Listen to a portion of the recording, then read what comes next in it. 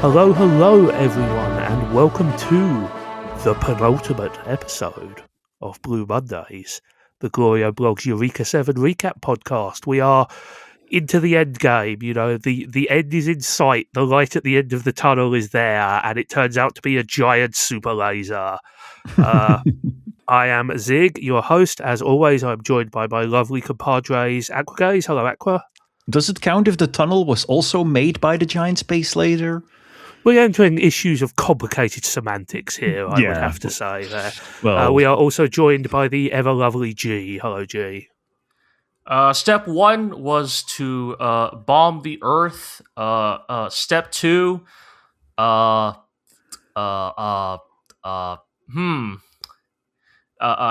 you read this Golden Bough book? Maybe it'll elucidate on what the fuck Dewey's doing.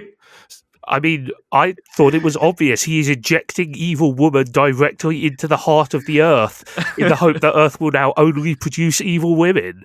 No, it's a master plan, clearly. He is pushing red buttons, and he's pushing 2 red buttons to show that he is totally in control of what he's doing. I think it's actually the same red button twice, right? Sure. I think it's funnier if it's just 2 red buttons. If it just has this entire storage room filled with these stupid suitcases with red buttons in them, and that does seem like something he would do. Which one does he want now? Yes.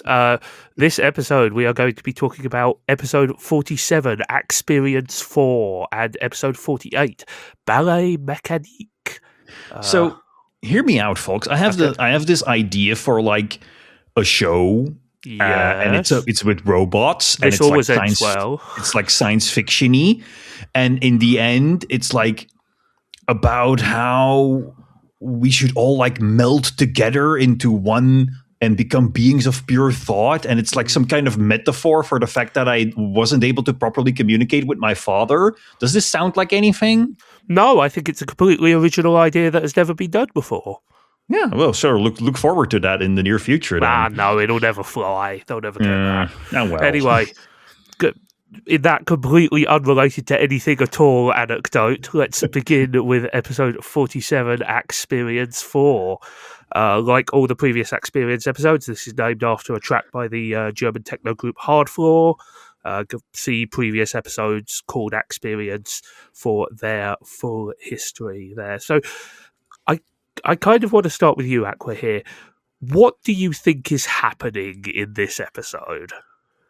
I mean, I think they have not necessarily entered, but are sort of touching onto the Scub Coral hive mind, right? And inside the hive mind, Renton and Eureka as well, they both meet... I would want to say Renton meets his sister. It's more it's probably the hive mind speaking to him in the guise of someone he trusts and recognizes. Because Diane has become a part of the hive mind, as have many people who have been studying the Scub Coral throughout the ages. Right. And the Scub Coral sort of provide their side of the conflict, right? They basically explain, where are we? Where does the Scub Coral come from?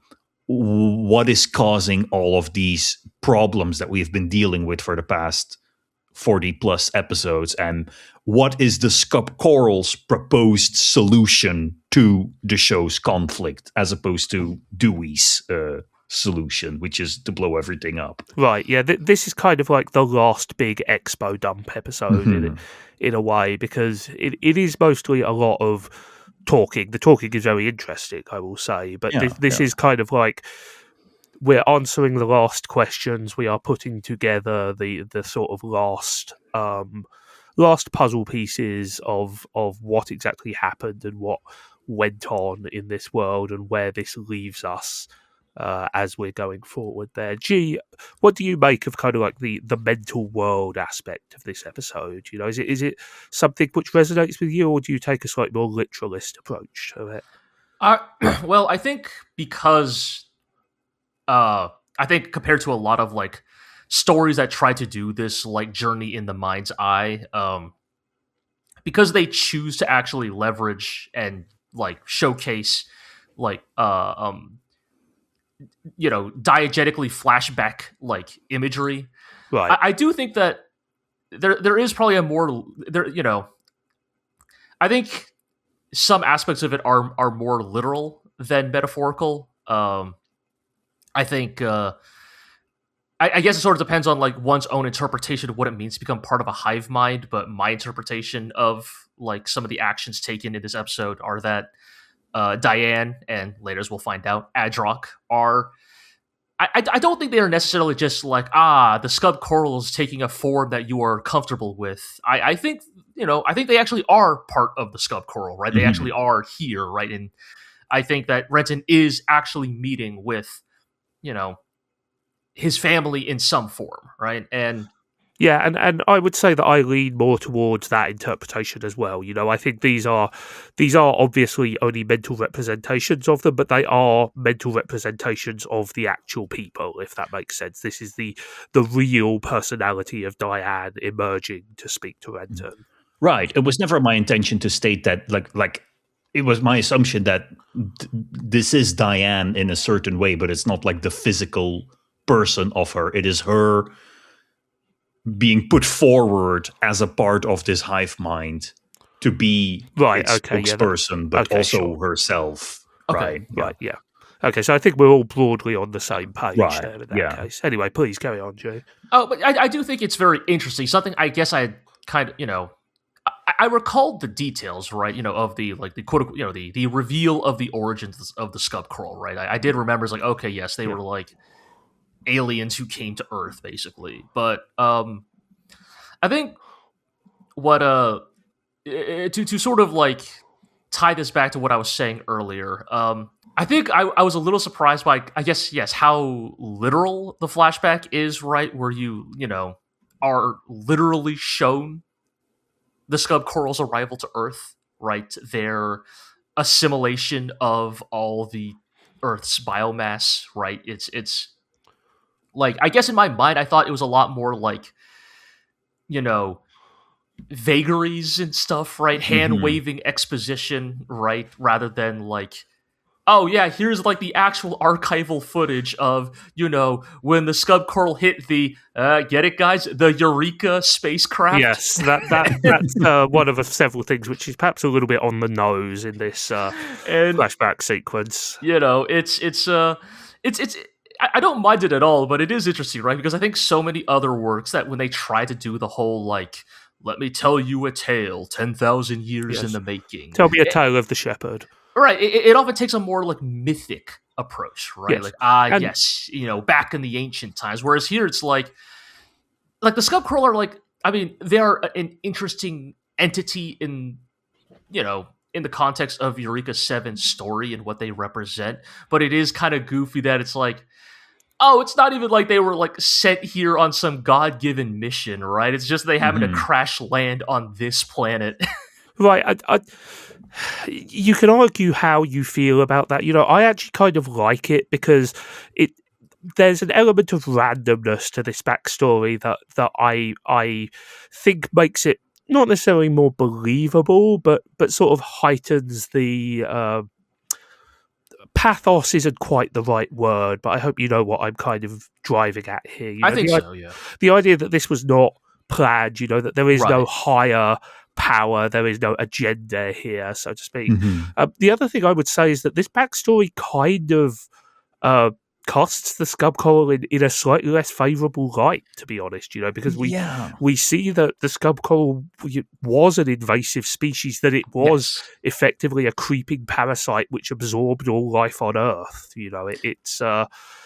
It's if we had set this story during the Scub Coral takeover 10,000 years ago, this would have been like a horror story. Oh, yeah, this is like an apocalypse sci-fi anime. And this is like the weird thing that that sort of muddies the metaphor for me. And I'm not sure how to feel about this idea that like, oh, the Scub Coral came from another planet or came from somewhere in space and slowly took over the Earth.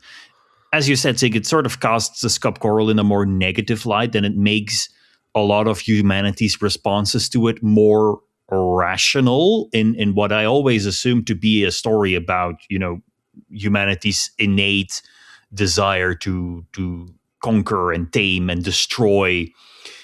And I've always been sort of assuming that this show was a broad environmental metaphor, right? That it is about the Earth simply existing and us humans trying to mold it to satisfy our desires, and the Earth fighting back because of that.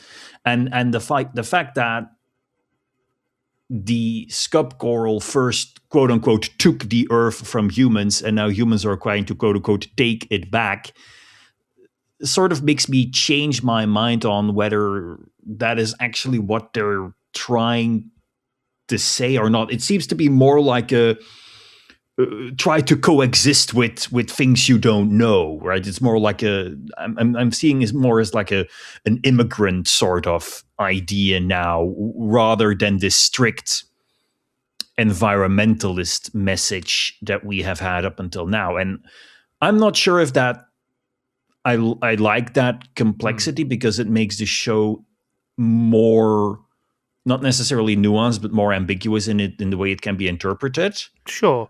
So, or whether that sort of gives me this feeling of like, well, I've been fooled. I thought it was about one thing, but it's actually something else.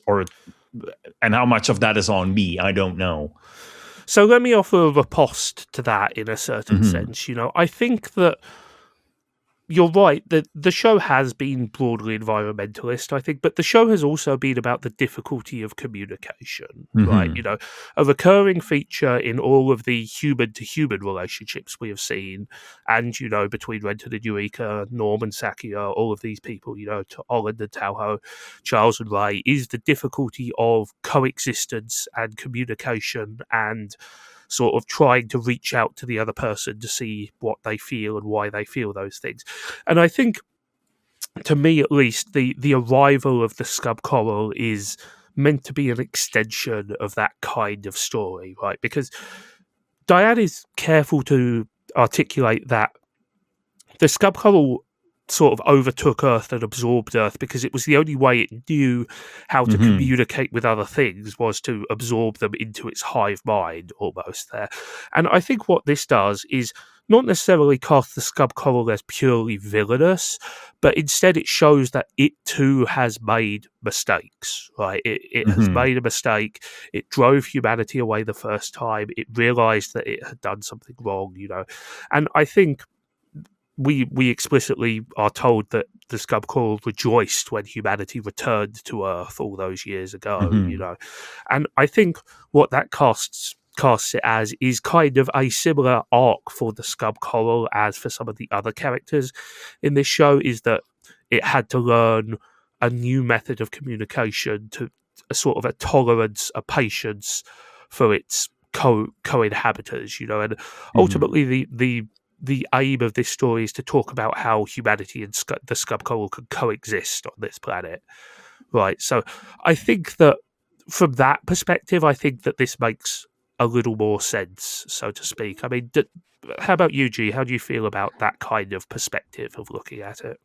I do see where Aqua is coming from, where I believe it kind of comes down to basically, like, do you interpret Eureka 7 as, like, yes, is its message fundamentally an environmentalist one, or is it a reconciliatory one, right? Like, is the Scub Coral meant to be a metaphor for the environment, right? The Earth, right? What Gaia given voice, or is it meant to be more a story about, like, reconciliation, about mutual understanding with a mysterious other, right? Right, I mean, and the two ideas are not mutually exclusive certainly entirely, not, no. And so that's kind of why, like, I hate centrists more than most people, but, like, I do think it does fall a little bit here in the middle, right? Where I do think, like, I think Eureka 7 is a case of, like, it was, not necessarily wanting to, like, have its cake and eat it too, but I think it's more, just in the nature of how these projects often are, it's trying to tackle multiple themes, right? And so, like, it frames the conflict in this sort of, like, environmentalist framework, but it also wants to be about like, I think it wants the Scub Coral to be an agent so that this sort of reconciliation is even possible, right? Right. Like you could argue that in many ways the Scub Coral are just simply further along the path than humanity are, right? Like in terms of both the wrongs done to the human race, but also their seemingly sincere desire to, make good on previous mistakes.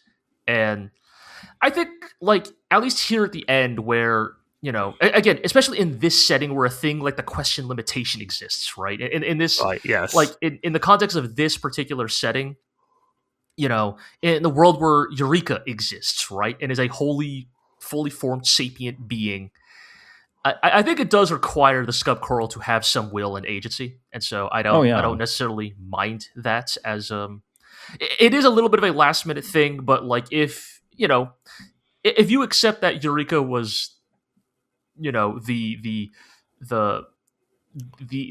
avatar of the Scub Coral's embodied will to reach out to humans, then I don't think it's necessarily that outlandish that Renton here is able to communicate with them and that they are, active agents in the formation of the Eureka 7 setting. Right, and they do still abstract it in some sense, because obviously, we are not speaking to the coral directly. We are speaking to Diane, who is interpreting the will of the coral. So they're sort of hedging the bets a little. The thing I will say about the environmentalism angle is that, we've spoken in the past about how the Vodorak stuff and a lot of the stuff in this show is reminiscent of Buddhism or Shinto, the animism of the spirit world and the natural world as well, So I don't necessarily think that the environmental messages are invalid so much as that they are framed through a different lens, right? This is still a show about living in harmony with nature. The only difference here is obviously that nature can bite back in a way that is not as apparent in our real world, right? But I think that theme of, we are tied to the planet and the planet to us is still true to a certain extent. Like, they don't get into it too much, but there's even sort of a little bit of manifest destiny stuff of the idea that, humanity wandered the stars, but eventually they came home to Earth without even realizing it. The idea that, we are, no matter how we try, no matter what we do, we are tied to this planet. So I think that the environmental message is still there, but it's perhaps framed in a different way than was apparent up to this point, let's say.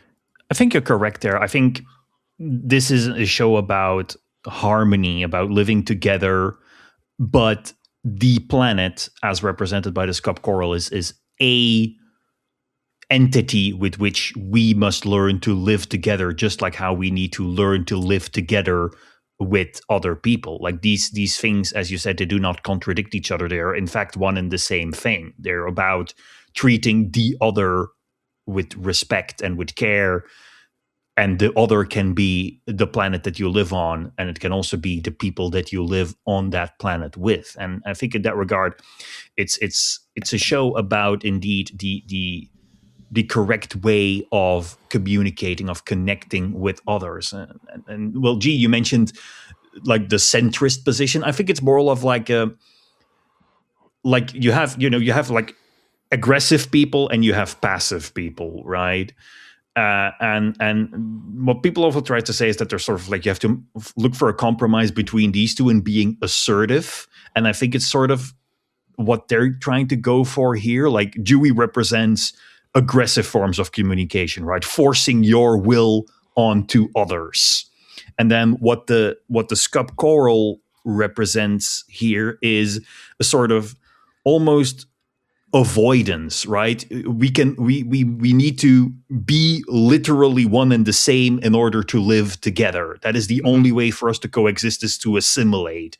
And I think ultimately what the show will want to go for is a sort of compromise between these two, a more assertive position where everyone voices their concerns and listens to each other and respects each other's values, and in that sort of way tries to find a way to live together in which no one has to, pay the price at or no one has to compromise on their values for the benefit of someone else. Oh yeah, I mean, like, to be clear, right? Like, when I say damn the centrists, I am mostly joking about like how a lot of fiction, even very good fiction, will often. And this is what I mean. It's like there's a difference, like there's a difference between nuanced positions and these sort of like mealy mouthed. We all just kind of have to meet in the middle, right? Yeah, the golden mean fallacy. Yeah, right. A running joke in Legend of the GLORIO Heroes, the legendary 1988 science fiction OVA podcast that we did. Is that in a story that is about like a flawed democracy versus an ascendant autocracy, oftentimes that show's position lies somewhere in the middle, right? And it became a running joke. It's like, wow, we sure do keep seeming to we seem to keep running back to the center every time we discuss this show. I think that's interesting. That's like not an indictment of the show itself. The show eventually does make its like political alliances more obvious towards the end, but at the end of the day, it's a difference between something that it is a good work with nuanced opinions. And I think to bring this back to Eureka 7, I don't think Eureka 7 is merely like offering performative, like middle of the road solutions, right? Like it is a more nuanced take. I mean, it's a much more emotional take, right? It's about like, to be clear, Eureka 7, not a like sophisticated political drama. This is a story about how love will save us, right? This is a story about how if I love my girlfriend hard enough, we can avoid planetary genocide. Yeah, but I think it does earn that, right? It earns those moments. I think, like, I don't know. We want to talk about this episode itself beyond just like the world building. I really do like the way this episode wraps up, right? I love that in the face of Diane's like cold-hearted, like, beep boop, we the Scub Coral have done the calculations, assimilate or we all die. And Renton's like, no, like, I fell in love with Eureka because she's a separate person from me. Right, I fell in love with her because she's her own being, just as I am my own being, and we found a way to reach each other across, like, these distances and differences, and that is what makes life worth living. That's what makes life, like, precious. And I think, because this is what this show has been about for the last 45 episodes. Yes, you see here, the writers use a clever technique where the smaller plot of the romance between Renton and Eureka is actually a metaphor for the larger plot that is going on. With that. And it works, okay? One of the things I'll say as well is that it's interesting from a certain point of view is that even though the Scub Coral is meant to be this monolithic hive mind, it's clearly in conflict with itself on several points, right? Because, it has produced the antibody reaction as an extremely violent means of lashing out. Here, it's using Diane to propose its human... Well, we'll get into it, but... but Eureka, who is also part of the Scub Coral, is espousing a different path entirely, So the coral itself is not 100% on this, It is showing the signs of like wavering and individuality that we all have, right? It has doubts, it has instinctive reactions, it has sort of autoimmune responses there, and that's very interesting. It suggests that perhaps there is not consensus among the various strands of thought that the hive mind represents, right?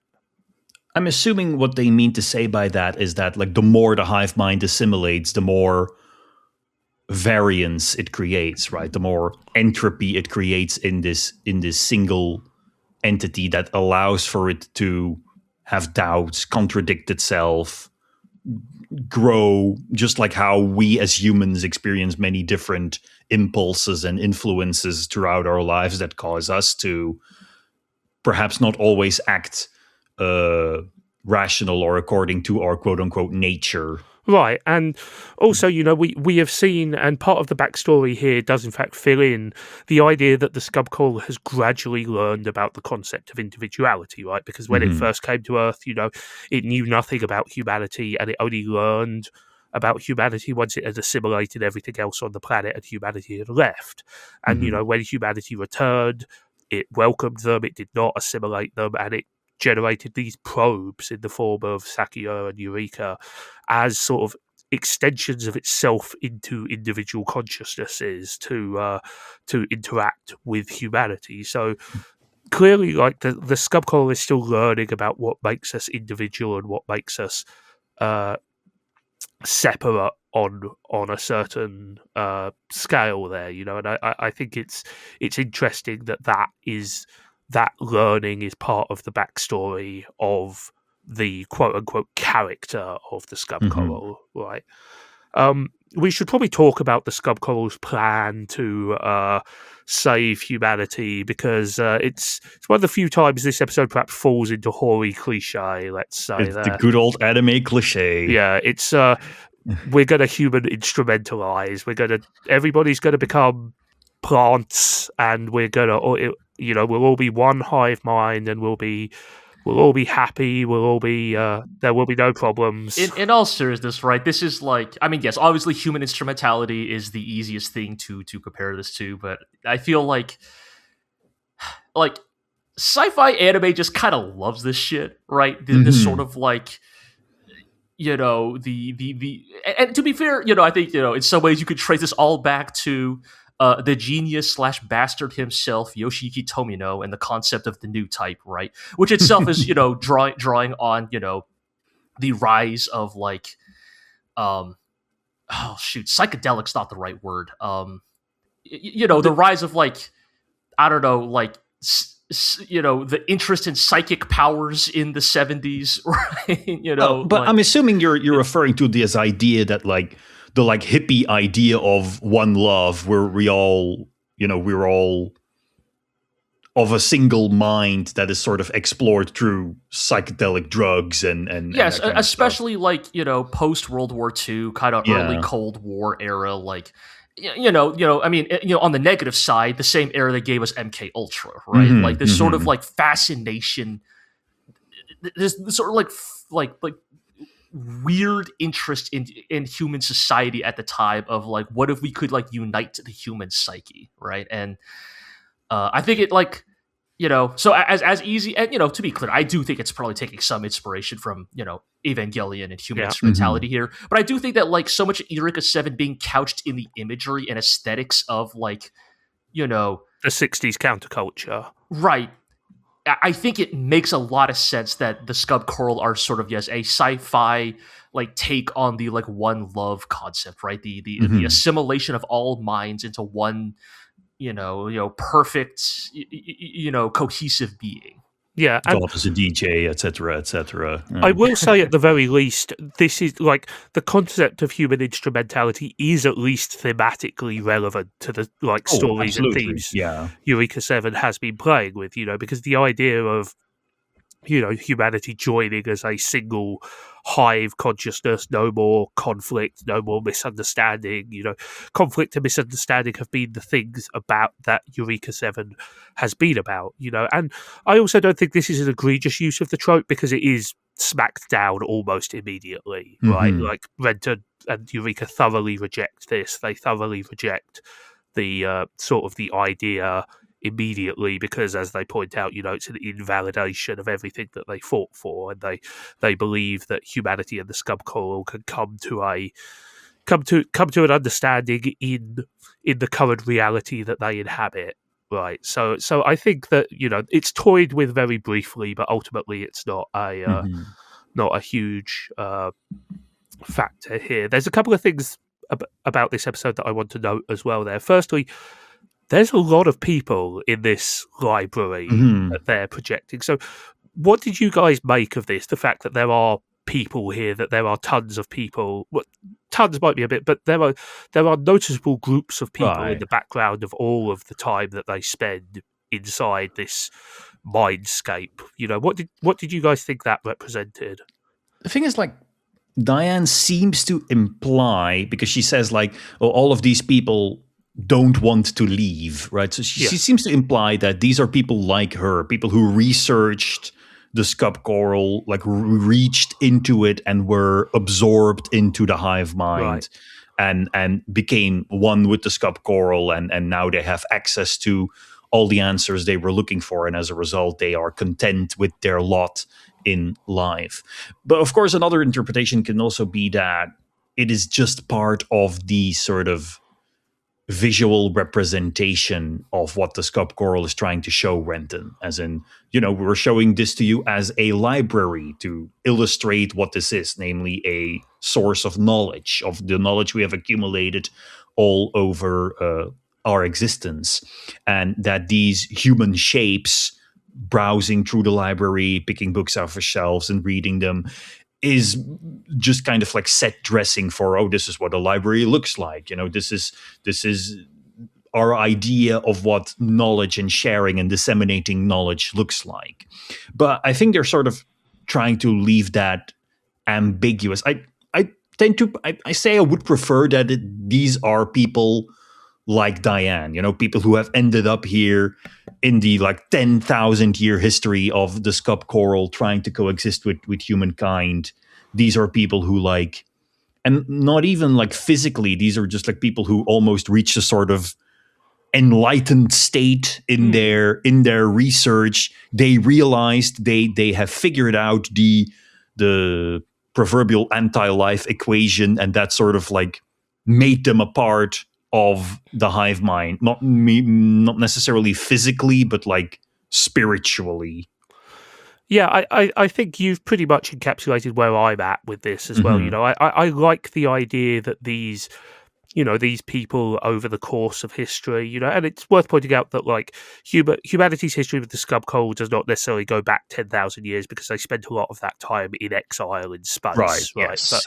But yes, I like the idea that, that this isn't the thing which Adroc discovered is not a new revelation, right? That throughout history, people have been reaching out to the Scub Coral, and some of them found the truth, right? Some of them made it to the end of the road and were absorbed into the Scub Coral, either literally or metaphorically. I will say one interesting wrinkle on it is the fact that Adroc is there, right? And we know how Adroc disappeared, right? He disappeared in the Summer of Love, right? Yes. And so I think you guys are definitely right that I think the people in the library are meant to show that humanity has always had pioneers, right? That humans have always yearned to push on the boundaries of the known world and explore what lies beyond, the grasp of their knowledge, right? But I also think, there is the possibility for a slightly more literal answer, which is these are all people who got sucked up in the Summer of Love. Yeah, Adroc. Because I don't think Adroc, because to be, Adroc seems at peace with his current circumstances, at least based on what we see of him in this episode, but he did not intend to get zipped away, when he was testing the Nervash, right? That was, I assume broadly a thing that happened against his own will, and yet he is here, right? So, right, yeah, and I think you could make the argument though that because he was, he was studying Eureka, he was experimenting, not necessarily on her, but he was pushing the boundaries of human knowledge and stuff. That he belongs here spiritually, if not literally. Yes. I mean, it's they leave it deliberately vague, obviously, but it's implied that Diane is here because she followed him here, she followed Adroc here, and it's kind of dark, honestly, because in a real way she's kind of dead. Renton has spent the whole series, either as text or subtext, looking for her, and she. At the end of the road, he finds her, but she doesn't exist as a human anymore. In a very real way, she is dead to the world that he is going back to. So I think there is a little tinge of darkness here, which is kind of adds not necessarily edge to it, but a sense of wistfulness to it, right? I also think that's the reason why they don't have Adroc speak, which is a very conspicuous creative decision here, right? Because we've heard him speak in the past. He's not exactly a wordy character, but it's not like we've never heard him. But I think it's to convey the idea that he is almost a shadow. The people in here, having been subsumed into the mind of the Scub Coral, they are not exactly people anymore. No, this is a land of the dead, right? It's sort of made explicit in some ways, right?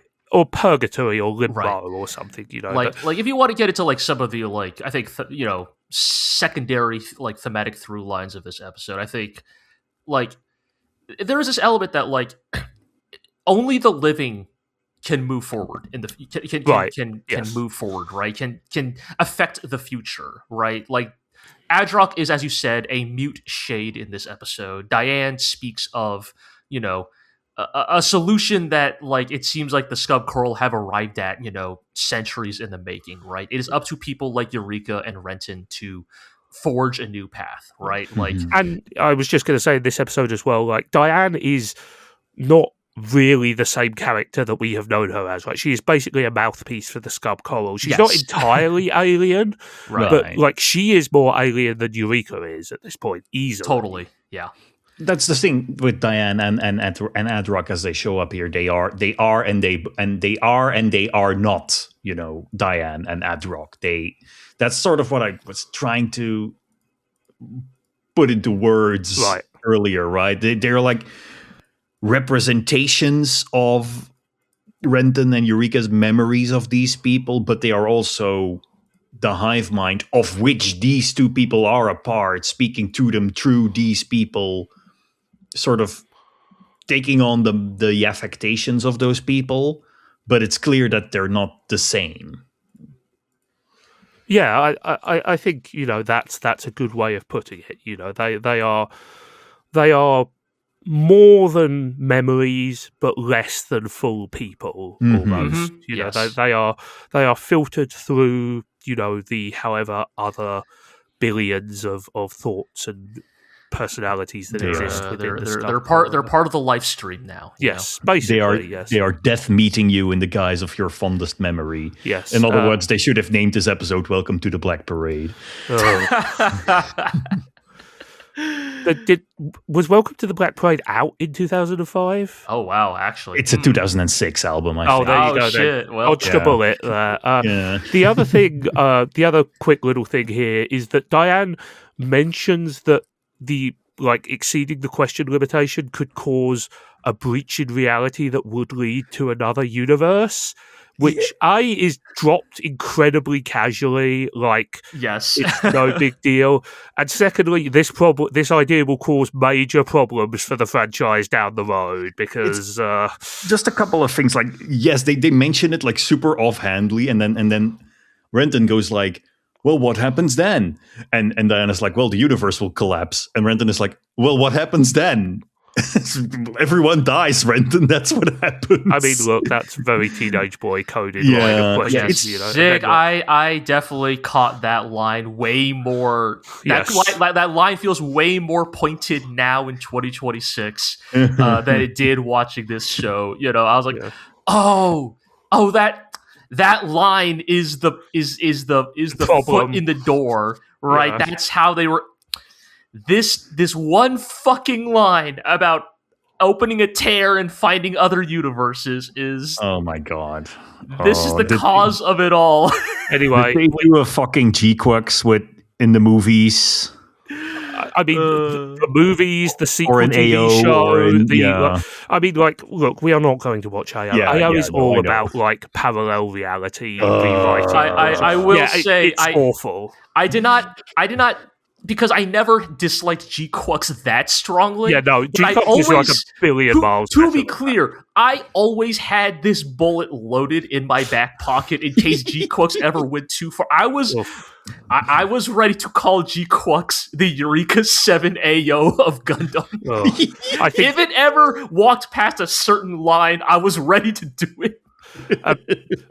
The difference I would say is that things happen in G-Quux, they're mostly bad and stupid, but at least they happen. Whereas also at least Char behaves mostly in character rather than completely bastardizing characters you really liked from the original show. We can't do this. We cannot do this. Dude, we are pulling the escape valve right now. No, we are out of this. I am going to move to another topic completely, which is I do like Renton's little speech to Diane and Eureka, and how he talks about how I want to bring you back to Belforest where it's boring, where there's nothing to do, Yes. you know, where I spend my shitty, unfulfilled childhood, because now, like, you know, because now it's with you, everything is different, everything is special. And I just thought that was like a nice thematic loop, you know, as we approach the end of the show, the idea that Renton has grown up a bit and he's realised that sometimes a boring place can be rather comforting, to be honest. It's a very sweet moment, you know. It really shows like how much he's grown. And I even thought like certain shots, especially in this episode, and it may relate to a bit of trivia I'll get into when we discuss the next episode, but like Renton like is drawn like distinctly older in some of the shots in this episode. And I think it reflects his maturity, right? How much he's grown as a person, right? Yes. Like from the days of this girl likes me or laughs at the weird things I say to here, right? Where he's made it, honestly, like truly. Like, I mean, he's grown remarkably even past the Renton of 2 episodes ago, smashing his arm with a rock. Like, well, you know, like we all have our moments, but yes, like he is giving the speeches now that he would have listened, you know, that somebody would have given him at the beginning of the show, you know, and I think, you know, the idea of the idea of being able to go home again, but with someone new, I think it is a powerful theme, you know, which sort of plays into the next episode to a certain extent as well. There, couple of other little notes here.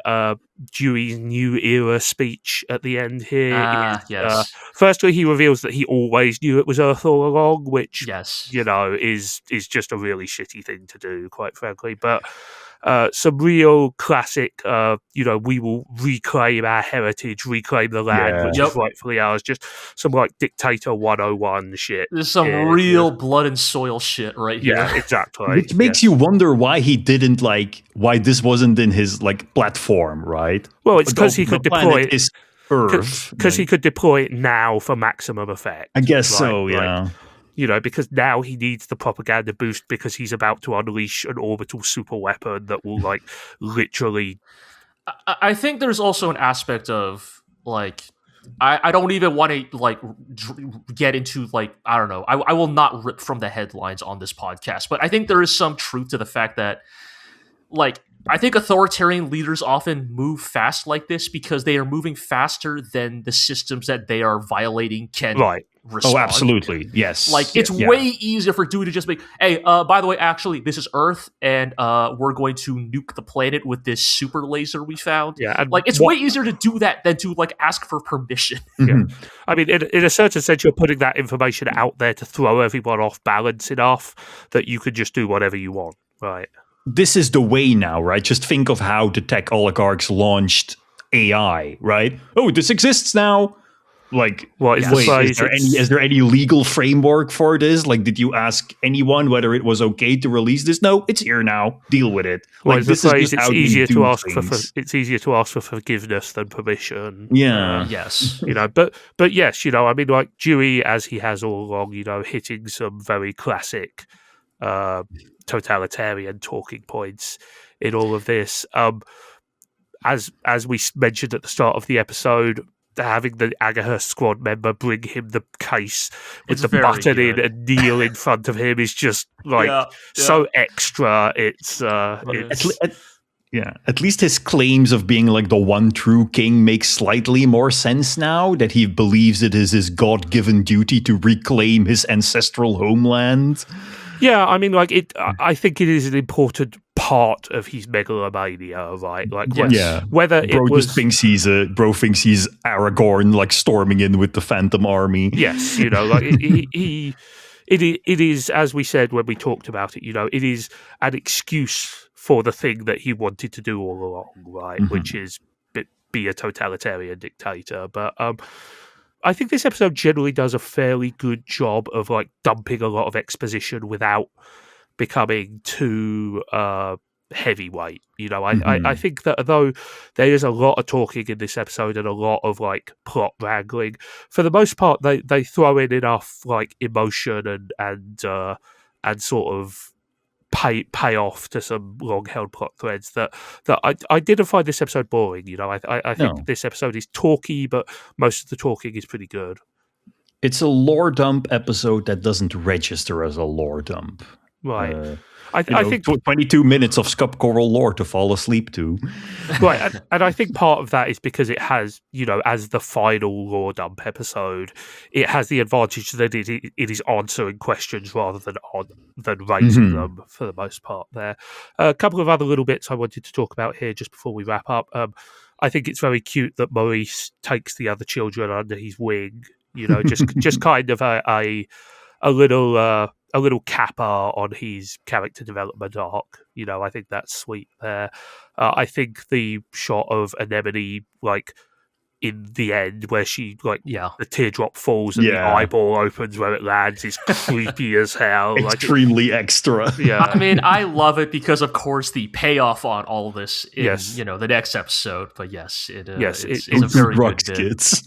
Yes, and I think, as the final Acperience episode, I don't necessarily think this is the best of the bunch because, it's a wrap-up episode in a certain sense, but I think that this is, as I said, a very satisfying way to deliver a lot of exposition before we sort of gear up for the big finale, and I think a very strong episode overall. Yeah, I agree. Okay, with that, let's move on to episode 48, Ballet Mechanique. Aqua, do you have any guesses about the musical reference for this one? It's giving, like, 20th century classical piece, ballet or something, but I'm assuming it's just another electronic piece. You're not right, but you're not entirely wrong either. So this is another Ryuichi Sakamoto song. Okay. So this is from his 1986 album Futurista. It's a rare Sakamoto song that has lyrics. A very beautiful piece, I will say. But the reason that you're not entirely wrong is that he took the title from a 1924 Daeres film directed by Fernand Laguerre and Dudley Murphy there, which is, I mean, it's a Daeres film. You know if you are into that kind of thing or not. Are there any eyeballs being sliced open? I don't believe so, but also it's about half an hour long and I didn't watch the whole thing. I only watched a little bit of it. So... but yes, this is a rare vocal Sakamoto track. Also, the rhythm track is sampled from a clock ticking and a camera film being rewound there. So a little bit of music concrete in there as well.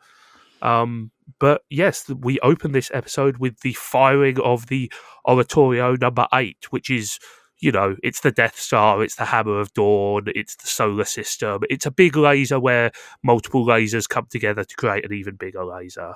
Right there. All men just want a big laser, or to animate a big laser. Yes. I will say that this big laser does do the sort of the tracing multicolored thing at the end, which I just think is cool. I just think it's kind of cool there. Did you guys clock what's being shown during the initial firing sequence? Like where the laser is like kind of like casting over the sky? Yeah, but also, we as the laser is like linking up, we get flashes to a bunch of different scenes. Right. Yeah. Yes, like there's like a funeral or something. Yeah, we see 4 scenes. We see a footprint and the US flag on the moon. Right. Well, yeah. Okay. Yes, there is that one. Yes, the very. Yes. In case you needed a harder confirmation that this is blah blah blah blah. Yes, that this is our Earth. But yes, we see fur trappers in some sort of tundra area. We see a funeral in a graveyard. The last one is the most interesting one. We see what looks like a destroyed fleet of spaceships. Yes. Now, I am not entirely sure what to make of this. My initial reaction was, is this the ruins of the fleet that mankind used to return to Earth? Mm-hmm. But it also occurred to me that it could also be whatever's left of the Sage's Tower in orbit. Did you guys have catch this or have any interpretations on this? I gotta admit, I kind of missed this. It's a very quick shot. Yeah, and I was like, to me, the shot that stands out from the sequence is the moon shot. Yes, simply because of they dwell on it a lot longer. Yeah, they dwell on it a lot longer. It's a bit longer, and it just I just mostly registered it as, someone is, trying to both homage other space laser shots from earlier anime and science fiction movies while also trying to like shake things up a little bit. And I didn't really put any more thoughts into what exactly we're looking at here. I see the moonshot as kind of a juxtaposition of like the power of human technology, right? Like it's meant to convey, many, many, many years ago, millennia ago, mankind used its technology to escape Earth, and now it's using its technology to destroy Earth, basically. Also, we tamed the moon by planting an American flag on it, just like how Dewey is trying to tame the planet. Yeah, to an extent, like, G, did you catch the spaceships at all? I did. I didn't necessarily have like a particular takeaway from these scenes as much as I think it's a little bit of like, I think what it's trying to evoke is a bit of that juxtaposition of like the mundane and the like super fantastical, right? Like, yeah. Shit, man. It's again, it's the joke I made before we started recording, right? Of a lot of crazy shit can happen, and look, man, I got a lot going on in my life right now. Yes. Look, we scheduled the service for Sunday this afternoon. Sky laser or not be damned, Yeah. I mean, it's a very effective juxtaposition of sort of like the insane unreality of the things which are happening in the story versus the mundane reality of the things that are happening to most humans in this world. As for the ship itself, I think there's like multiple interpretations here, right? Like, yes, it could be the remnants of the original human colony ships or the Sages. It could even just be like remnants of like, Holland's, war of attrition against, the Federation. Right? I hadn't thought of that, actually. Yeah. We saw that he was, working his ass off trying to sink as many Federation ships as possible. Right. So it could have even just been his handiwork. Right. I think, I think you could, if you want like a broader thematic takeaway, it's probably sort of just like commenting on, the standard cyclic nature of human violence, the inevitability of conflict. Indeed, yes. The inevitability of conflict is the theme of the monologue which overlays many of these scenes as well. I'm going to be honest here, I did not realise who was speaking this monologue. No, that's the thing. And that's also the reason why I probably didn't pay attention to the spaceships, because I was paying attention to the dialogue and trying to figure out who was saying this. Oh, you guys didn't clock it as Anemone? Like, I did eventually, but the tone is a lot different even from her normal speaking voice. Well, yes, for sure. Like, it's Ami Koshimitsu using kind of like the gentler end of her register. And to be honest, we have never really heard Anemone when she is not either in like, ultra tsundere mode or kind of like obsequious gadfly mode. She has always been hyper on some level. So this monologue is it's a little out of character for her, and it's intended to be, obviously. It's very fatalistic, let's say. I think I'm just so thoroughly online brain-wormed that I couldn't help but think of the meme tweet that is like, Tomino can write the most haunting account of a woman's trauma and then end with, it truly is a woman's fate to be shopping. Look, that is an all-time banger of a post, but I'm not entirely sure why it applies here. Right? Okay, I know exactly what Aqua's getting at. Because it is like, I dream of being a normal girl, to go shopping, to let my hair hang loose and blowing in the wind and that kind of stuff. No, this is the classic, like, it's well done, but gender essentialist, like, the tragedy of Anemone is that all these horrible things she's been put through, because at the end of the day, she's just a normal girl. Right. Yeah. Like, cards on the table. Like, this is like one of my favorite episodes of Eureka 7. So I remember this monologue. I clocked it immediately. Right. And yes, but I do think it broadly works because in its broad strokes, even if it is sort of, you could boil it down, to the essentials as Aqua did. But I think it is getting into like, it is meant to be, and to be clear, I think it's maybe even a little intentional that you don't immediately clock its anemone, because I mean, like, this is anemone kind of like being at her most vulnerable, right? Like, this monologue is for her only, right? This is something she has no one, or she believes she has nobody she can share these thoughts with. I mean, she has reached the finale of the stages of grief, right? Acceptance. She has accepted that her fate is to carry out this task and then probably be killed. She is, this is what I mean. She says it out loud, literally, like later on in the episode when Renton and Eureka tune into her frequency to hear what she's muttering to herself. She literally says, "They're going to dispose of me after this." Like, and the reason I don't think that like the Tomino women be shopping post applies is that although like this is a fairly cliche setup for a tragic female villain, it is focusing on her. It is. I don't necessarily think that this speech is especially sexist or like what's the phrase? Not necessarily sexist, but like because Renton gender essentialist is the term. Yes, because Renton basically gave this speech in the last episode. Right. The I want to go back to my boring hometown speech is kind of just this. Right. Now, granted, it yes, there is some girly aspects to it, but I think it works. I think it works. To be honest, I also broadly think it works. The thing is just because it's like I wish I could go shopping is like the second thing she says. Okay, all right, maybe that's to me as like, oh, here we go again. Well, I think because this show has done this like, oh, women and their women thing before, but like overall, I totally agree with what you guys say.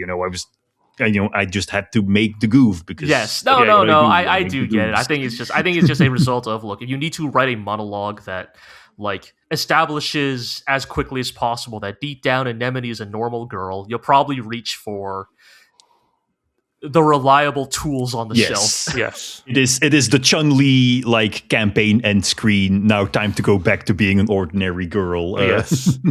But I think the other major criticism I would make of perhaps the Anemone plot in this episode is that this does come a little out of nowhere. I would have perhaps preferred one more episode of like perhaps getting a more interiority on Anemone, because I think the idea that she realizes she has driven away the one person who actually cared for her is good, solid tragedy. It just feels like last time we saw her, she was still in full-on psychopath mode, and I would have perhaps preferred a bit more of a ramp into it. So I think I agree, but I would say my argument here is like on a metatextual level, Dominic and Anemone are the B-plot couple, right? Like there's just no way around it. They are not going to get nearly as much screen time. Yeah. I think, I think there is a decent amount of setup here, but it's not quite as fully capitalized on as Eureka and Renton's, right? Like we have seen Anemone spiraling for episodes now, right? Like we have seen the ways in which her like idolatry of Dewey has completely crumbled, right? Yes. The ways in which she has tied her self-worth to her performance as the Ends pilot, right? As we now know, the current Anemone. Like I think we've actually seen plenty of like the ways in which like Anemone's sense of self-worth and being have been like steadily dismantled over the course of the last 48 episodes. And then we also do see like the ways in which Dominic, like his care for her has grown into a genuine altruistic desire to like save her. So I do think these elements are here. I think maybe where like you guys are coming from is that you don't quite get like you don't get, well, okay, it's funny because they physically replicate the Dominic and Anemone falling mid-air through the sky. They physically replicate that moment that Eureka and Renton have, but they don't. But Dominic does not have his Ray and Charles arc, if that makes sense. Yeah, right? Like, and as a result, it sort of feels like it establishes the stepping stones of them following a similar arc to Renton and Eureka, but because I think of the nature of like their much shorter like amounts of screen time, right, they and leapfrog a lot of those steps. And to be clear, I think Dominic has had the character development because we have followed him, Yes. to Warsaw. We've had these conversations with Jurgens and all that stuff. We have seen his evolution there, and I get that because Anemone's major character trait is that she's crazy. It's a little harder to show her sort of like evolving in that. I just wish we had like a scene or a couple of moments that bridge the gap between where we saw her last and where we see her at the beginning of this episode. I think for better or worse, like the reveal of how the anemones are made is supposed to like be the equivalent of like, Eureka's flashbacks growing up in the lab or whatever, or being part of the military. I think it's just that like because those are so focused on Dominic's like point of view, it never really feels like we get a proper anemone POV moment in this show.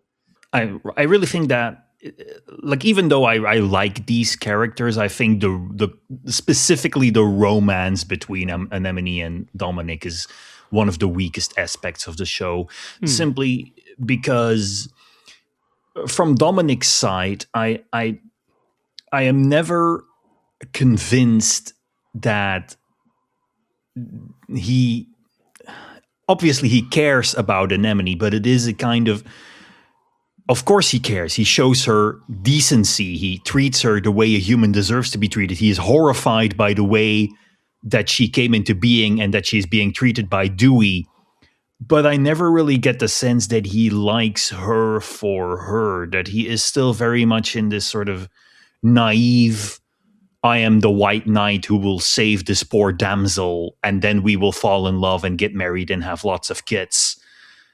And he doesn't really seem to know or understand Anemone as a person. And then from Anemone's point of view, it's very difficult because we never really see the real Anemone. Whenever we see her, she's either juiced up on evil woman juice or she's going through severe withdrawal. And the whole romance just sort of feels like, oh, we are now destined to be together because he's the only one who was nice to me, and that makes us in love with each other. I find it really rather rushed and forced in a way that perhaps wouldn't be as noticeable if the show hadn't put so much effort into virtually all of its other romances. I do agree, and again, that's kind of. I know it's not like necessarily a rock solid defense, but it's why I echo. It's why I emphasize they just are not on screen like nearly as much, right? Like I think like so much of the weight of like why Rent and Eureka's relationship works is because it's basically the A plot of like every episode of this 50 episode TV series, and I think we get to see the ups and downs of it, right?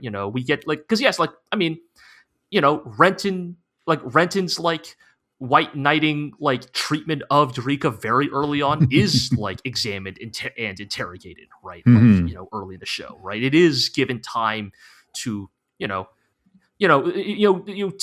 time in this show is given directly to like Renton having to come to terms with the fact that Eureka is her own person, right? Not just the magical alien girlfriend, right? And I do think, like, for better or worse, right? I think the writers are probably hoping to do a sort of like transitive property thing of like, see, Dominic and Anemone are doing the same things, and so we are implying the. I mean, you joke about that, G, but I do think that they are relying on the fact that like they are meant to be a thematic parallel to Renton and Eureka, as kind of.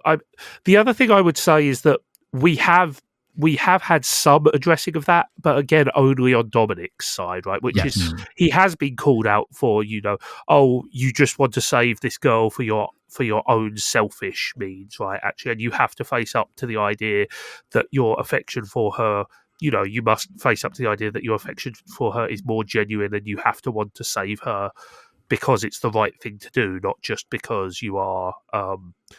Because you want to save her for your own sake, So again, Dominic has had that side of development, but Anemone has not, and that's difficult because, you know, as we were saying, Anemone is kind of a two-dimensional character by design. She has to be to fulfill her role as a villain.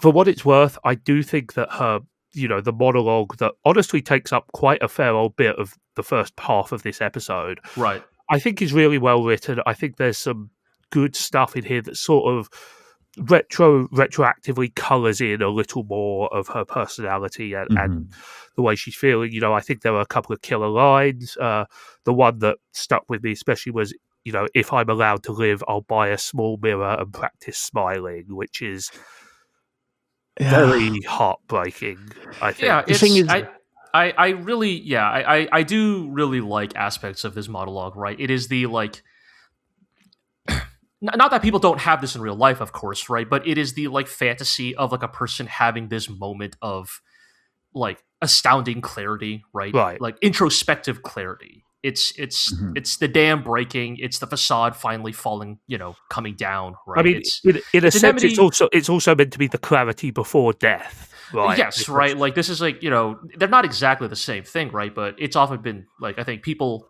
who, you know, attempt to commit suicide, right? You know, I think, you know, it's what I've read is that every person who's ever tried committing suicide by jumping to their death, who has survived, has said that, like, in the, like, mid-fall, right, like, they instantly regret it, right? Like, that there is that moment of clarity that, oh wait, that, you know, I want to live, right? I want to keep, you know, going on. And, you know, if we think of this in the context of, you know, Anemone is essentially being sent on a suicide mission, right? Or, you know, that, I mean, for her, it's a suicide mission either way, right? Because if she survives, she's going to be offed anyway. Then I think this is kind of where this clarity it makes sense that this is where it would finally come out. You were going to say something, Aqua, a little bit way back. Yeah, the thing is, before we move on from this, I feel like I need to say that I didn't need this to be a romance. Like, sure. I think it sort of feeds into this whorish cliche that only love can redeem you. Whereas to me, it's far stronger that it is simply Anemone acknowledging that she is a human deserving of the kindness that Dominic shows her. And Dominic understanding that Anemone deserves the kindness that he shows her because she is human. And I personally believe that is stronger than, or that sends a stronger message, if we're going to be prescriptive about this. That sends a better message, I think, than it once again being love that redeems. So I agree with you. I think you're right. I also think that was never going to be the thing they went for in a show. Aqua, we are 48 episodes into Eureka 7, the biggest big feeling, true love show like maybe ever made. Yeah. I understand. I completely understand where you're coming from. I mean, also, come on, man. Also, like, this is a shonen show about giant robots, is the thing. You know, like, it is much easier to, like, make the like tortured and like the tortured rival figure and the like sexy evil woman fall in love with each other than go the route you're going with.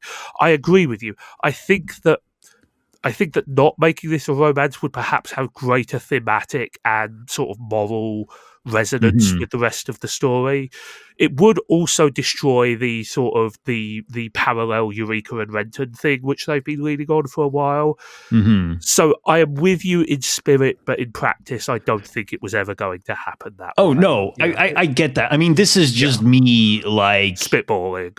Well, spitballing, this is just me showing my specific proclivities, right? This is me do these characters really have to be in love for this to make sense? And like Dai Sato says yes. Yeah, and Dai Sato is a boomer-ass boomer. Like, but also, you know, no writer is immune to the power of cliche. Right? No, that is true. And I don't think that it being a romance is destructive to the narrative either. You know, I mean, like, the thing you are trying to communicate, the most important part of this thing is that Dominic and Anemone care for each other very much, and despite their antagonistic relationship, they actually do care for each other. And a romance is an easier way of getting that across than a more nuanced and in-depth examination of what exactly their roles are to each other, So, again, I'm with you in spirit,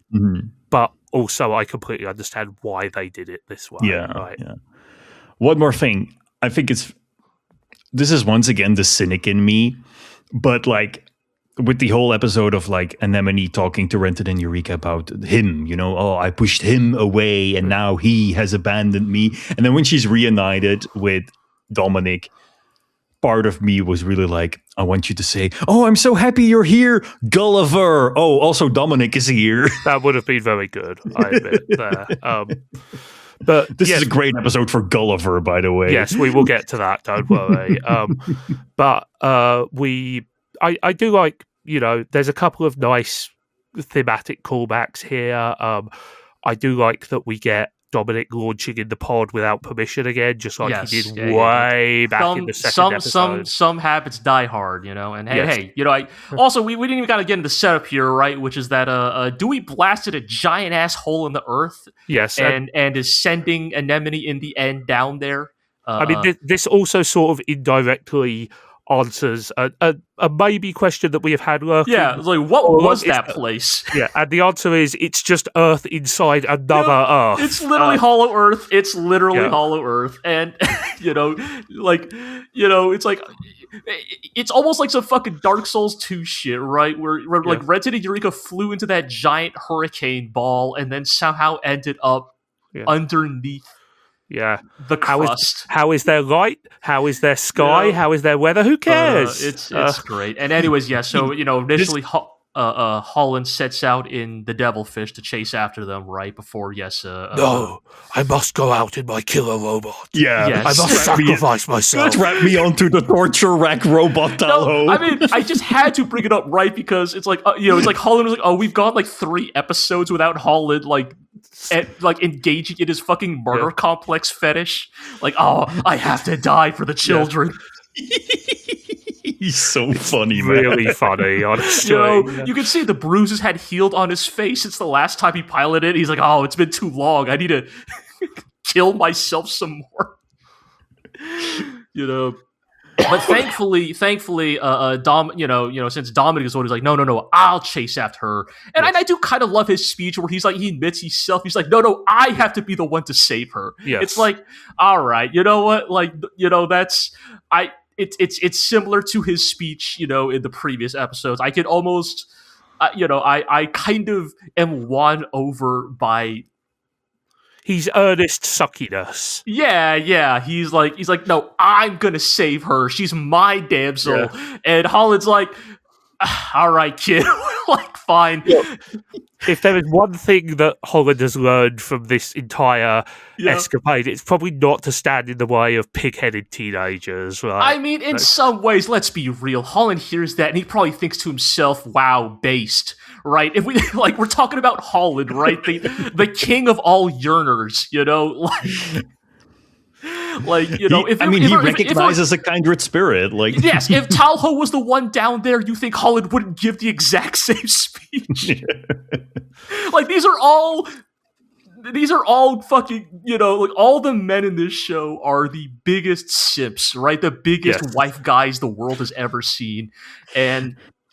It's why we love them, and I think thankfully Holland discovers another way to indulge in his martyr complex fetish, because what's more badass than getting to say the line, "I'll hold them off"? Yes. Uh-huh. You gotta go down the hole for your girl. Go down the girl's hole. Oh. God. Christ. Also, I guess Holland kills like 1 billion KOFs off screen because we see them launch and then they're just never mentioned again. Yes. So I guess he smoked all those guys. Right. It is the classic like Gurren Lagann. Like, you just see like 17 like spheres in the distance and you're just like, okay, he just like killed a bunch of dudes over there. I do think that Dominic like piloting this ship straight down through this like horrible regenerating corpse tunnel thing is a surprisingly dramatic action sequence, actually. Also, it turns out that, like, when Anemone gets sad, she also gains the ability to do really sick mech battles, because what's happening under the earth is there's a really sick mech battle happening there. What's cooler than surfing robots? Skiing robots. Yes.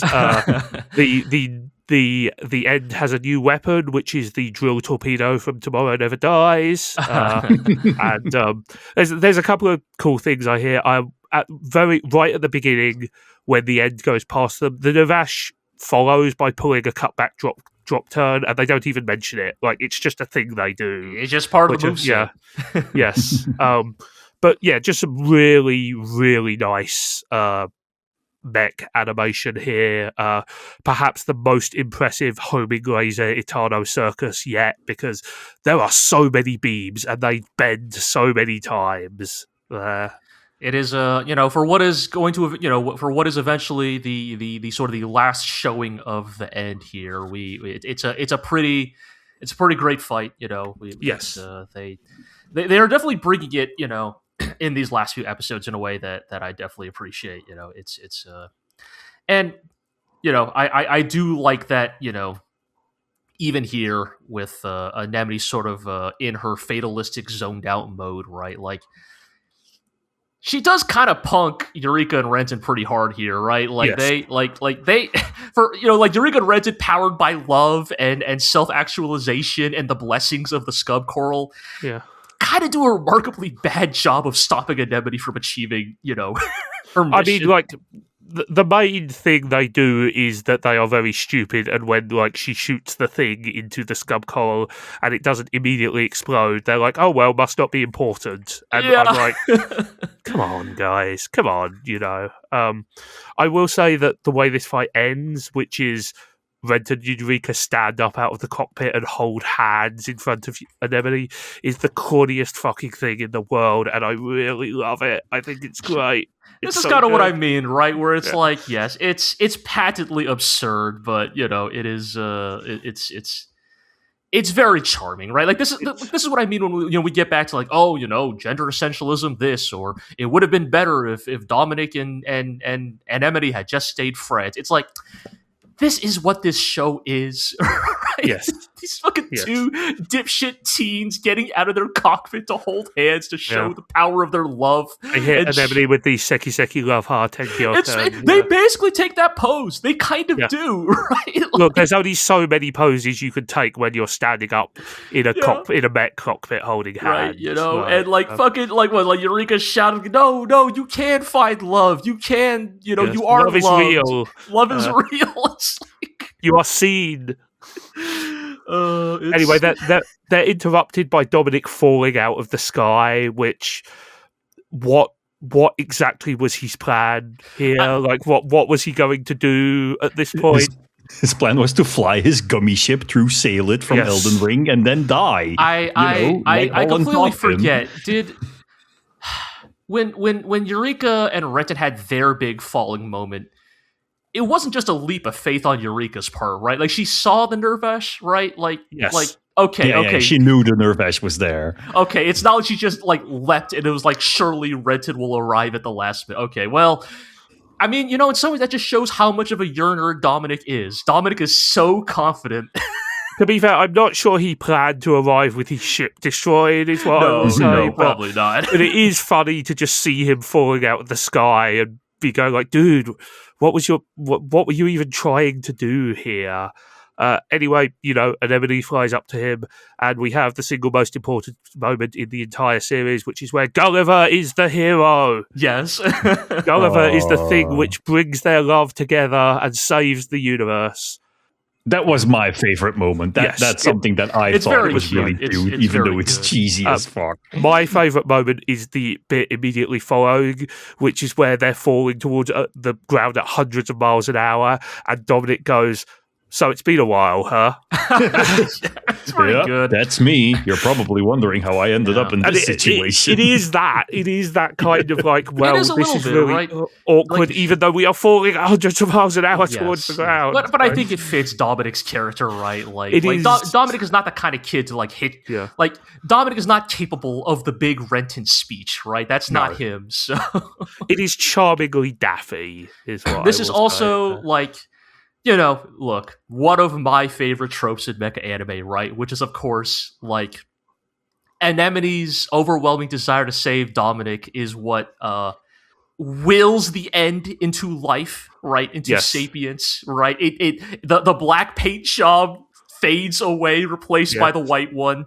The power of love gave her a burst mode. The power of love and tokusatsu. I do really like. This is actually. I mean, this is unironically why this is like one of my favorite episodes. I can't even explain it, but there's something about the way that the end subtly emotes in like this scene here that I really love. Like because obviously the Nurbesh has done this as well, but like I think it's like the very human eyes of the end, like. I don't know. There's like a real sense of like sadness in its eyes that I will say it's still like even in white and like when it's doing benevolent things, it still looks a little sinister. Like I still think that the like the bit where it like vomits Anemone out of her weird flesh piloting rig is upsetting on some level. It kind of is, but like it's hard to describe. It's just like there are a couple of shots of the end in this in the end of this episode where. I don't know, man. It's like it's not even like it's like that detailed of a drawing. It could be entirely accidental, but there's just something about its eyes specifically that like I don't know, man.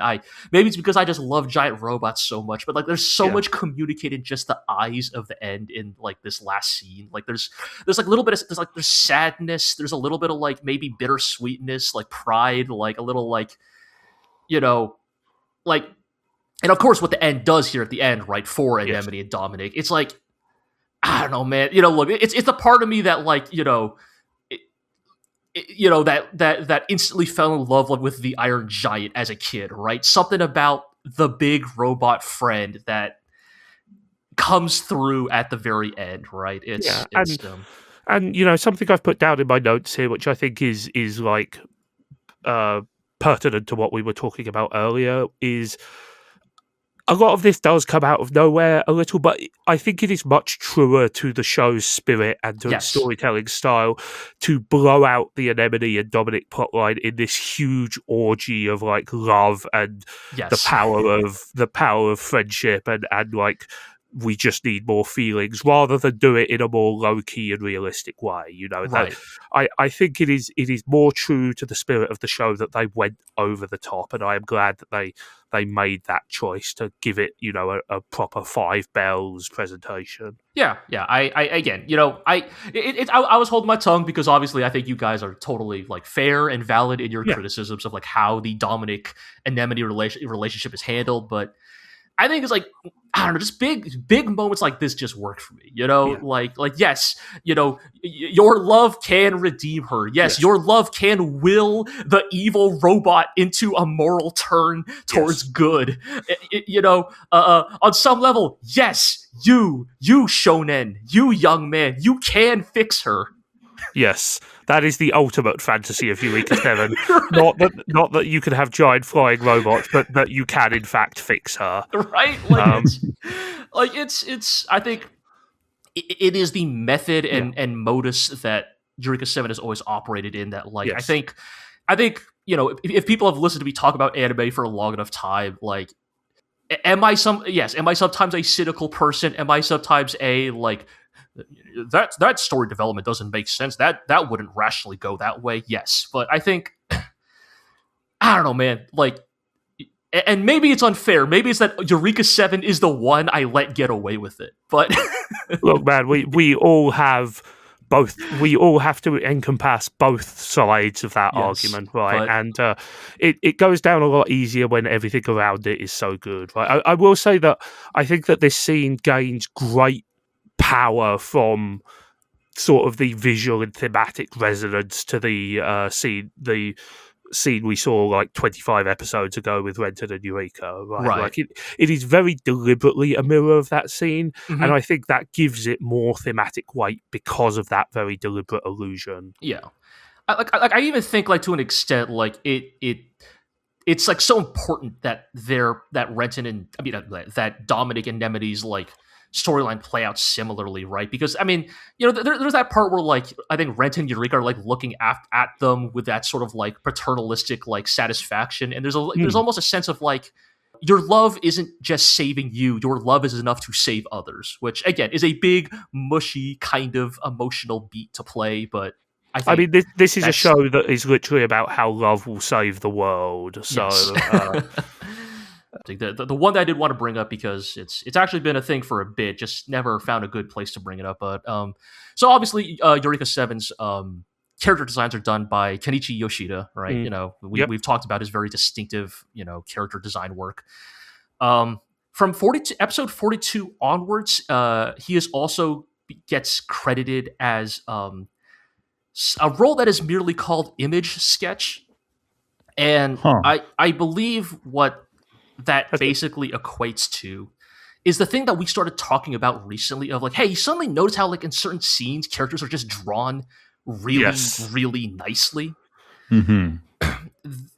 You think maybe he laid down key art and then had other people fill it? That is what people like have mostly concluded, is that from episode 42 onwards, Kenichi Yoshida started basically contributing, not like I guess maybe not quite a keyframe, but yes, like a underlying drawing to base certain shots off of, and somewhere between a storyboard and like a key art frame, right? And so like the like really luxuriously drawn Talho from a few episodes back. I think there's a couple shots in this episode. Renton in particular has looked consistently much higher quality. He's had much featherier hair and all that kind of stuff. And so that's kind of what I was getting at. Is like there's a couple of shots with Renton in the previous episode and this one that I think may have been image sketched, I guess to use their term, by Yoshida. Worth pointing out, Yoshida's background as well is in like he has on various productions been a chief animation director or like a key animator. So yes. He has experience in the animation process. Yes. I mean, he is also listed as key animator for multiple episodes of Eureka 7. Yes, absolutely. I mean, like I can believe that he would choose to supervise certain cuts particularly closely. Right, that's fairly standard for like somebody who is heading the for visual creative. But I just wanted to shout that out because yes, it's especially with these last few episodes where I mean things already look pretty good for the most part, but like there's a couple like shots, especially close-ups of characters' faces that just look really nice. they pop really well. I mean, I think. But in particular, Anemone, who is often quite difficult to get on model because of her very extensive hair decks and everything like that.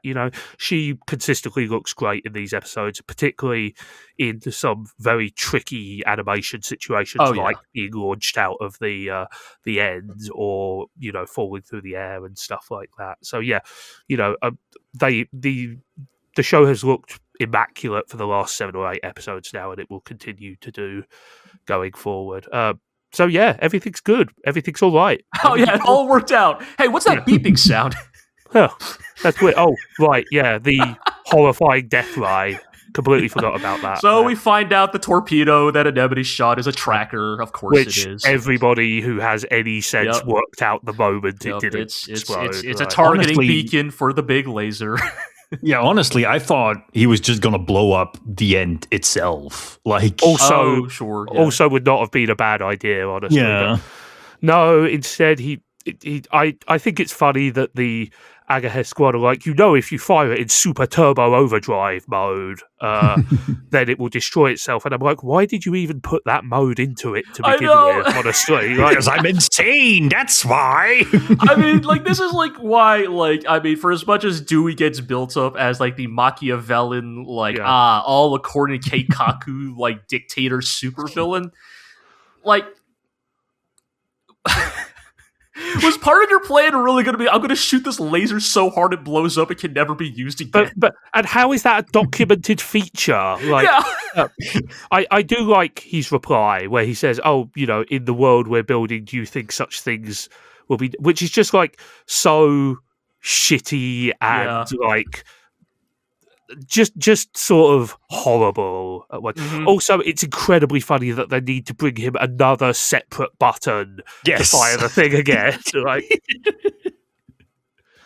it's like with some certain Kamen Riders, whenever they use a certain power up, it gets used up, and then they have to bring him another one. Yeah, you can use that mode again. Very goofy. Yeah, so we get the end is obliterated, protecting Anemone and Dominic, which, you know the rules. Once the bad guy turns good, he has to die in a heroic sacrifice. So, long the end. I sure hope nobody uses your shriveled carcass as a MacGuffin or anything like that. That would really suck. R.I.P. White, the end. We barely knew ye. We barely knew ye, yes. I'll always be a sucker for a big robot friend sacrificing itself. Yes. It's not like the Navash escapes unscathed either. Yeah. It loses a considerable amount of everything back from the cockpit, honestly, and the control cluster is completely destroyed, just razed to the ground. So, Dewey's won. Yeah, hooray! Well, guess the question limitation's getting reached. Yeah, they did establish earlier that if the control cluster is destroyed, the rest of the Corallians will wake up, which will exceed the question limitation, which means the end of the world as we know it. So Dewey has won, but he has only won in the extremely short term, let's say. Yeah, if we just kill enough Corallians, then the question limitation will not be reached. Yes, that is the philosophy that we were taking into the final couple of episodes. Final thoughts on this pair of episodes, guys? I had a really good time. I think we once again got a nice little pair of, on one hand, a more sort of, not necessarily philosophical, but more like introspective, exposition, theme-heavy episode that sort of looks at the bigger picture of things. Right. A more cerebral episode, perhaps, that like satisfies the part of you that wants to know more about this world and what it all means. And then we had a more like gut-focused episode with cool robot fights and big feelings and love redeeming and explosions. Pew, pew, pew. So I think this was a nice little pair of episodes and an excellent setup for what is obviously going to be our big finale. Yeah, I enjoyed these episodes a great deal. Of course, I think I enjoy basically all the episodes towards the end of Eureka 7 here. Like, as I've probably repeated multiple times, before this rewatch, my long-standing memories of Eureka 7 are like, making Rent and Deliver a pizza, and Toho being a meat Please, drunk. ramen. Oh, you're right, ramen. Then it's like the Ray Charles episodes, and then it's like the last 10 episodes. So like that's basically how it goes. Yes, I have always remembered strongly like the way Eureka 7 wraps up, and take a drink every time G talks about the value of a full-length TV show. But I think that this finale gets to be as strong as it is because it has so much time to. Like, yes, obviously, I think the criticisms of, like, Dominic and Anemone's relationship not having enough time to fully develop are valid, but I think overall... I mean, honestly, the fact that their relationship is as well developed as it is a testament to the fact that they have time to dig into them as characters. Exactly. Right? And I think it's... Like, guys, I don't know, man. It's just like I know I've repeated myself on this, but I feel like I get to say it, especially now that we're here at the end. Like, how many shows have we watched, like 12, 13 episode runners where we went, if this last episode had been like 3 episodes instead of 1, like, how much stronger this would have been? Yes. And Eureka 7 gets to be like, all right, what if your finale was 8 episodes? Yeah, the only thing I would say to that is that you have to make sure you have enough story for that, right? Because I've watched 50-episode shows where they clearly did not have enough story for 50 episodes, and it's just as bad, right? You're stuck in this eternal purgatory of like churning your wheels and stuff like that. So I think Eureka 7 is a good example of a show that was clearly planned for a certain length, that they wrote enough material to fill that length and were able to make the show breathe naturally because of it. I think so, yeah. Yeah. Anything else people want to add?